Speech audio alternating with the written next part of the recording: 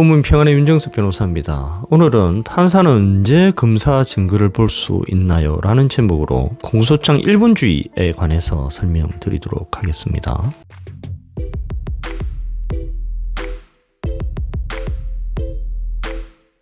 여러분, 공소제기 또는 기소가 뭔지 아시지 않습니까? 공소제기 또는 기소는 검사가 법원에 피고인이 지은 죄에 관해서 형을 선고해달라고 요청하는 행위를 공소제기 또는 기소라고 합니다. 그럼 공소제기 또는 기소는 어떻게 하느냐? 검사가 공소장이라는 서류를 법원에 제출을 하면 공소제기 또는 기소가 되는 겁니다. 그럼 공소장에 뭐가 적혀 있느냐? 피고인이 누구냐? 그리고 적용법조가 뭐냐? 공사실이 뭐냐? 이렇게 간단하게 기재가 되어 있습니다. 자, 우리 형사소송규칙 118조 2항에는 공소장 1분주의에 대해서 규정하고 있는데 뭐라고 되어 있냐면 공소장에는 사건에 관해서 법원에게 예단이 생기게 할 수 있는 공사실과 무관한 사실을 기재하거나 또는 서류 기타 물건을 첨부하거나 그 내용을 인용하여서는 아니 된다. 이렇게 규정하고 있거든요. 이것이 공소장 1분주의입니다. 공소장 1분주의가 왜 형성이 되었냐라는 것은 과거의 관행을 보면 아실 수가 있습니다. 공소장 1분주의가 실행되기 이전에 과거에는 어떻게 했냐면 검사가 공소제기할 때 공소장만 법원에 제출하는 게 아닙니다. 검사 기록 전체를 법원에 제출을 하게 됩니다. 이게 뭐가 문제겠습니까? 자, 판사는 일단은 공소장을 보겠죠. 여기 보면 적용법조가 이거고 공사실이 이거구나 이렇게 읽어보고 그 다음에 뭘 보느냐 하면 검사가 제출한 기록을 전체를 다 봅니다. 이 기록은 누가 만들었습니까? 검사가 만들었잖아요. 그죠? 그럼 이 기록을 보면 판사는 야, 이 피고인이 그 유죄 맞네 이렇게 판단을 한다는 겁니다. 재판 시작되기 전에. 그러면 1호 공판 기일 때 판사가 법정에 들어오면서 피고인을 보고 유죄네 이렇게 판단해 버린다는 겁니다. 그러면 그 이후에 피고인 또는 변호인이 뭐라고 이야기를 해도 판사 귀에는 안 들어오게 되는 거죠. 벌써 피고인이 유죄라는 예단을 딱 형성하고 왔는데 피고인 또는 변호사가 뭐라고 이야기를 하더라도 그게 귀에 들어오겠습니까? 두 번째 문제는 뭐냐면 검사가 공소 제기 시에 제출하는 기록에는 증거 능력이 인정되지 않는 증거가 아주 많다라는 겁니다. 예를 들어서 경찰 작성 피의자 신문조서, 경찰 수사 보고 또는 위법하게 수집된 압수물 이걸 판사가 재판 시작도 하기 전에 이미 보고 들어온다는 겁니다. 자, 이렇게 증거 능력이 인정되지 않는 증거를 1회 공판 기일 이전에 이미 판사가 보고 들어온다라는 겁니다. 그럼 이거 증거재판주의 증민으로 침해하는 거 아니겠습니까? 자, 그러면 공소 1분주의는 왜 존재할까요? 지금 예에서 알 수 있다시피 유죄의 예단을 막기 위한 겁니다. 그리고 형사소송이라는 것은 피고인의 신병의 구속 또는 심지어 생명까지 앗아갈 수 있는 아주 심각한 소송 절차지 않습니까? 그래서 재판 과정에서 증거 능력이 인정된 증거를 근거로 해서만 판단해야 한다는 공판 중심주의, 직접 심리주의, 증거 재판주의 실현을 위해서 공소장 1분주의가 존재를 하는 것입니다. 검사가 기소 여부를 결정할 그 시점에는 전체 기록이 있습니다. 검사는 기소를 결정할 때에는 이 전체 기록을 두 개로 나눕니다. 증거 기록과 수사 기록 이렇게 나눕니다. 증거 기록은 뭐냐면 공소 유지에 도움이 되는 증거가 편철되어 있는 것이 증거 기록이고, 그럼 수사 기록은 뭐냐? 공소 유지에 도움이 되지 않는 피고인에게 유리한 서류 또는 기록 또는 공소 유지와 관계없는 서류 또는 기록이 수사 기록입니다. 그럼 증거 기록에는 어떤 것이 있느냐? 아까 말씀드린 대로 증거 기록은 공소유지에 도움이 되는 거지 않습니까? 뭐 피해자 신문조서, 참고인 진술조서, 압수조서, 국가서로부터 감정서 등 국가기관 제출 서류 또는 계약서 등 당사자 제출 서류 이런 것이 있겠죠. 자, 이 중에 피해자 신문조서의 경우에는 피고인이 내용을 인정하면 증거 능력이 인정되게 되겠죠. 그럼 참고인 진술조서는 어떠냐? 피고인이 동의 또는 참고인이 법정 증언을 하면 증거 능력이 인정이 되겠죠. 그럼 압수조서는 어떠냐? 피고인이 동의를 하거나 또는 증찰 증언으로 압수 절차의 적법성이 입증이 되면 증거 능력이 인정이 되겠죠.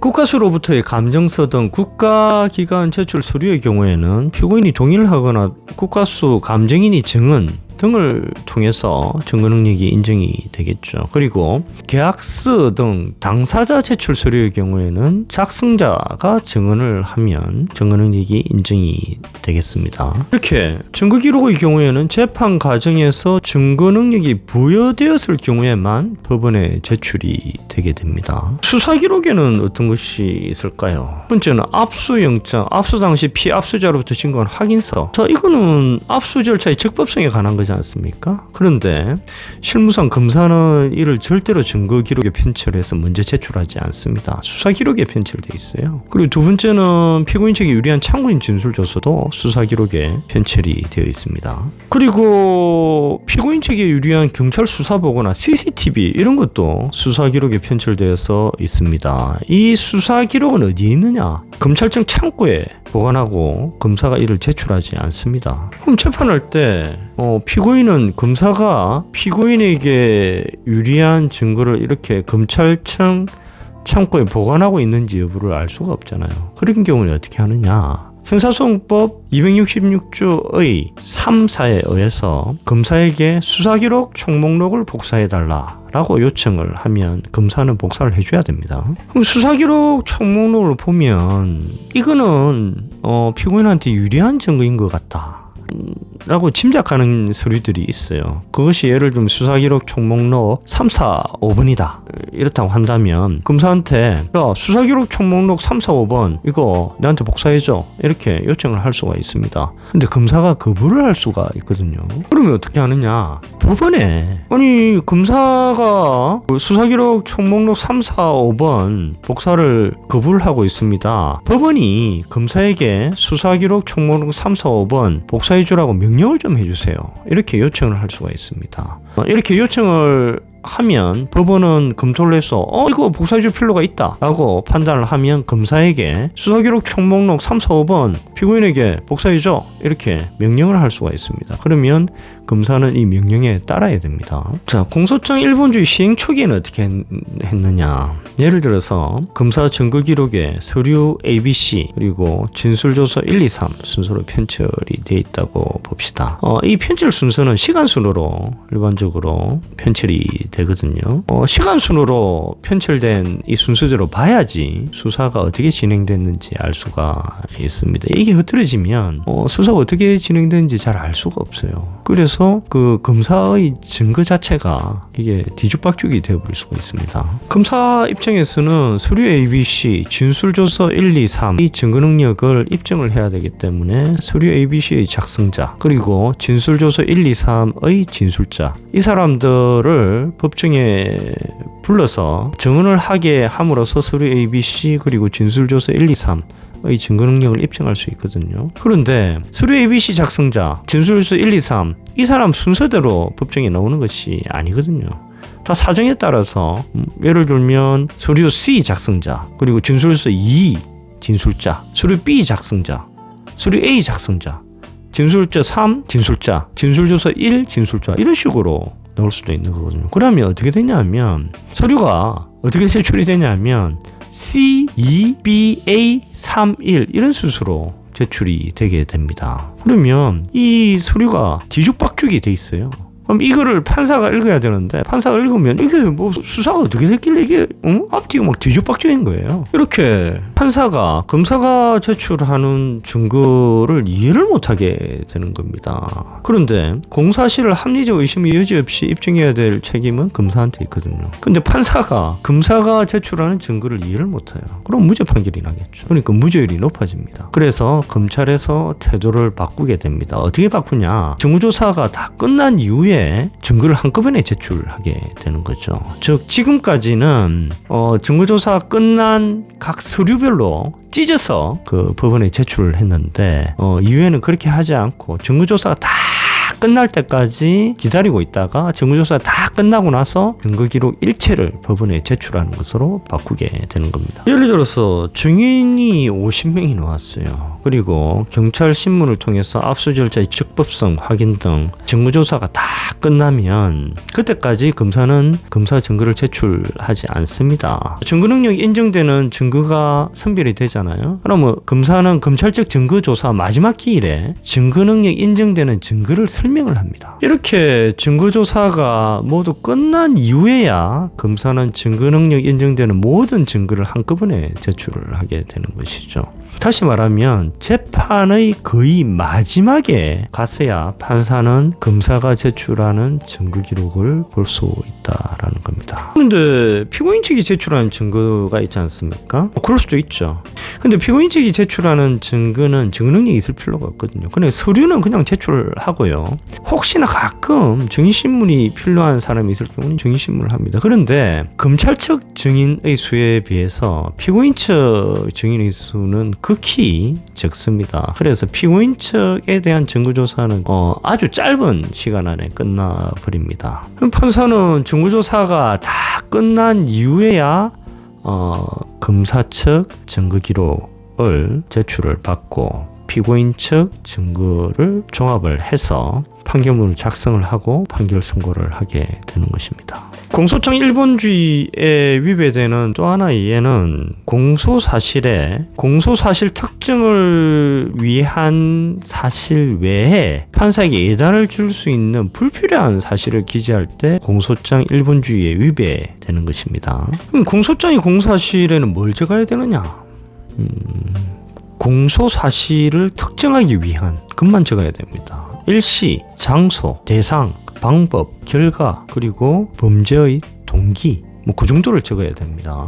자, 예를 들어가지고 조폭이 협박한 그런 사건입니다. 이럴 경우에 공사실을 어떻게 적어야 되냐면 피고인은 조직원들과 함께 철거 용역을 하청을 받아서 2010년 7월에서 8월 사이에 식당 등을 하는 소상공인들인 피해자들을 찾아가서 보상금 줄 테니까 2주 동의서에 서명할 것을 강요를 한 거죠. 이에 응하지 않으면 욕설을 하고 위해를 가할 듯이 행동해서 피해자들을 협박했다. 이렇게 공사실을 간명하게 적어야 됩니다. 지금 말씀드린 게 판례 사안이에요. 공사실은 이렇게 간명하게 적어야 되는데 공사실에 판사에게 예단을 줄 수 있는 불필요한 기타 사실을 여러 개 기재를 한 거예요. 이 판례 사안에서는 모두 사실을 먼저 적습니다. 조직폭력배 이름이 A 역전 19파예요. 모두 사실은 뭐가 기재되어 있냐면 A 역전 19파 이전 A 지역 폭력배 이합 집산, 그러니까 A 역전 19파 이전에 A 역전 19파가 되게 된 이전의 조직이 있었더라는 거죠. 그게 이합 집산을 거쳐서 A 역전 19파가 됐는데 이합 집산의 과정에 대해서 적었고요. 그 이후에 A 역전 19파가 세력화가 됐는데 그 세력화 과정, 그리고 A 역전 19파가 운영자금을 어떻게 조달했는지, 그리고 조직적 지휘 통솔 체계가 어떻게 확립됐는지, 그리고 그 시도를 어떻게 했는지, 그리고 조직의 담합과 결속 도모를 어떻게 했는지, 이게 장하게 모두 사실에 기재가 되어 있는 겁니다. 근데 이 장한 모두 사실 있지 않습니까? 이거는 또 다른 범죄에 관한 겁니다. 이건 근데 기소를 한 게 아니거든요. 또 다른 범죄가 뭐냐 하면 폭처법 제4조 범단 조직죄입니다. 범죄단체 조직죄에 관한 거를 모두 사실 이래 장하게 적은 거죠. 범단에 대해서는 검사가 기소를 안 했거든요. 그럼 모두 사실 이걸 왜 적었습니까? 그죠? 그리고 이 범단이 아까 공사실인 그 다중의 위력에 의한 협박죄보다 법정이 훨씬 높아요. 근데 기소도 하지 않는 이 범단 사실을 모두 사실이라는 미명하에 아주 장하게 적어놓은 겁니다. 판사가 이 모두 사실을 읽으면 어떤 생각을 하게 될까요? 야, A 역전 19파, 이 장난 아닌 애들이네. 이거 완전 조폭이네. 그러니까 공사실에 기재된 다중의 위력에 의한 협박, 이거 당연히 했겠지. 이런 예단을 형성하게 되는 겁니다. 즉, 검사가 기소하지도 않은 범단의 관한 사실을 아주 장하게 모두 사실로 기재함으로 인해서 피고인이 공사실을 범했다라는 예단을 형성시키고 있는 게 돼버리는 거죠. 그래서 이거는 법관에게 예단을 줄 수 있는 불필요한 기재에 해당하는 것이고, 따라서 공소장 일본주의의 정면으로 배치된다 라는 것이 대부분의 판단이었습니다. 예를 한번 또 들어볼까요? 이것은 판결문에 나온 사실은 아닌데 제가 가정적으로 한번 적어봤습니다. 이 사건에서 공사실에 이렇게 기재가 되어 있어요. 이 사건이 벌어지기 5년 전 피고인이 조직원 C에게 보낸 이메일에는 A 지역 조직원들 모아서 단합대회를 하자라고 기재되어 있는 것으로 보아 A 역전 19파 조직원 이전 조직이 아주 강고했음을 알 수 있다. 이렇게 기재되어 있다고 한번 봅시다. 이걸 잘 보면 증거조사도 하지 않았잖아요. 공소장 이 제출될 당시에는 재판이 막 시작된 단계지 증거조사 자체가 시작도 안 됐잖아요. 그런데 이 공소 사실에는 증거인 이메일 내용이 이미 인용이 돼 있잖아요. 그죠?